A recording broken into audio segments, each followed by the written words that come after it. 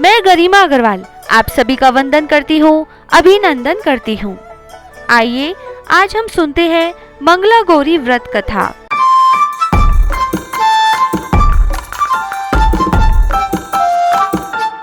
एक समय की बात है, एक छोटे से गांव में एक साहूकार अपनी पत्नी के साथ निवास करता था। साहूकार धनवान था और उसके घर में किसी भी प्रकार की कोई कमी नहीं थी। फिर भी वह और उसकी पत्नी संतान न होने के कारण दुखी रहते थे। संतान की कमी उन्हें हमेशा कचोटती रहती थी। एक दिन की बात है, उस साहूकार के घर में एक साधु आए। साहूकार ने उनका आदर सत्कार किया और उन्हें अपनी समस्या के बारे में बताया। साधु ने साहूकार की पत्नी को सावन में मंगलवार को किए जाने वाले मंगला गौरी व्रत करने की सलाह दी। साथ में पूजा विधि के बारे में भी संपूर्ण जानकारी प्रदान की। इसके बाद साहूकार की पत्नी ने सावन महीने के पहले मंगलवार से ही गौरी मंगला पूजन व्रत रखना शुरू कर दिया। अब वह हर मंगलवार को विधि पूर्वक व्रत और पूजा पाठ करने लगी। इस प्रकार कई महीनों तक उसने यह व्रत किया। एक दिन उसकी धर्म निष्ठा से प्रसन्न होकर माता पार्वती ने भगवान शिव से साहूकार और उसकी पत्नी को संतान प्राप्ति का वरदान देने के लिए कहा। साहूकार को उस रात स्वप्न में एक दिव्य शक्ति ने दर्शन देकर कहा कि एक आम के पेड़ के नीचे भगवान गणेश की मूर्ति विराजमान है। तुम उस पेड़ से आम तोड़कर अपनी पत्नी को खिला देना, इससे तुम्हें संतान की प्राप्ति का सुख मिलेगा। साहूकार ने अगले दिन सुबह उठकर अपनी पत्नी को इस सपने के बारे में बताया और वह उस आम के पेड़ को ढूंढने निकल पड़ा। बहुत समय ढूंढने के बाद आखिरकार साहूकार को वह आम का पेड़ मिला जहां भगवान गणेश जी की मूर्ति विराजमान थी। उसने आम तोड़ने के लिए उस पेड़ पर पत्थर मारना शुरू कर दिया। पत्थर फेंकने से एक आम तो टूटकर नीचे गिर गया, लेकिन गलती से एक पत्थर जाकर भगवान गणेश की प्रतिमा को लग गया। इससे भगवान गणेश क्रोधित हो गए और उन्होंने प्रकट होकर उस साहूकार को श्राप देते हुए कहा कि हे स्वार्थी मनुष्य, तूने अपने स्वार्थ के कारण मुझे चोट पहुंचाई है। तुझे माँ पार्वती की कृपा से संतान की प्राप्ति तो होगी, लेकिन उसकी मृत्यु 16 वर्ष की आयु में ही हो जाएगी। यह सुनकर साहूकार बहुत घबरा गया और वो वापस घर चला गया। उसने वह फल अपनी पत्नी को खिला दिया और किसी को भी इस घटना के बारे में नहीं बताया। कुछ समय पश्चात भगवान शिव और माता पार्वती के आशीर्वाद से साहूकार और उसकी पत्नी को पुत्र की प्राप्ति हुई। इससे उन दोनों के जीवन में खुशी का ठिकाना न रहा।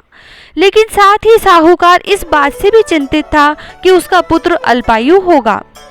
देखते ही देखते वह बालक 15 वर्ष का हो गया और व्यापार में अपने पिता का हाथ बटाने लगा। एक दिन घर लौटते समय साहूकार पेड़ की छांव में तालाब किनारे बैठकर अपने पुत्र के साथ भोजन करने लगा। तभी वहां कमला और मंगला नाम की 2 कन्याएं कपड़े धोने के लिए आई और कपड़े धोते हुए आपस में बात करने लगी। कमला ने मंगला से कहा कि मैंने इस सावन मास में प्रत्येक मंगलवार को मंगला गौरी व्रत रखने का निश्चय किया है। तुम भी माँ पार्वती को समर्पित यह व्रत अवश्य करना। इससे माता पार्वती प्रसन्न होती है और हम पर उनकी कृपा दृष्टि बनी रहती है। इसे करने से मनोवांछित वर और अखंड सौभाग्य की प्राप्ति भी होती है। कमला की बात सुनकर मंगला भी इस व्रत को करने के लिए तैयार हो गई। दूसरी ओर साहूकार ने दोनों कन्याओं के बीच यह पूरा संवाद सुन लिया और उसने मन में यह सोचा कि यह कन्या मंगला गौरी व्रत को करती है, इससे इसे अखंड सौभाग्य की प्राप्ति होगी।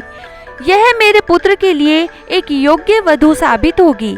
ऐसा सोचकर वह अपने बेटे के विवाह का प्रस्ताव कन्या के पिता के पास लेकर गया। साहूकार के गांव में प्रतिष्ठा और मान होने के कारण कमला के पिता अपनी पुत्री का विवाह साहूकार के लड़के से करवा देते हैं। विवाह के पश्चात भी कमला विधि पूर्वक मंगला गौरी का व्रत रखना जारी रखती है। उसके इस भक्ति भाव से प्रसन्न होकर माता पार्वती एक दिन उसे स्वप्न में दर्शन देती है और कहती है कि मैं तुम्हारी भक्ति से अत्यंत प्रसन्न हूँ, इसीलिए तुम्हें अखंड सौभाग्य का वरदान देती हूँ। लेकिन तुम्हारा पति अल्पायु है, इसीलिए अगले महीने मंगलवार के दिन एक सर्प तुम्हारे पति के प्राण लेने आएगा।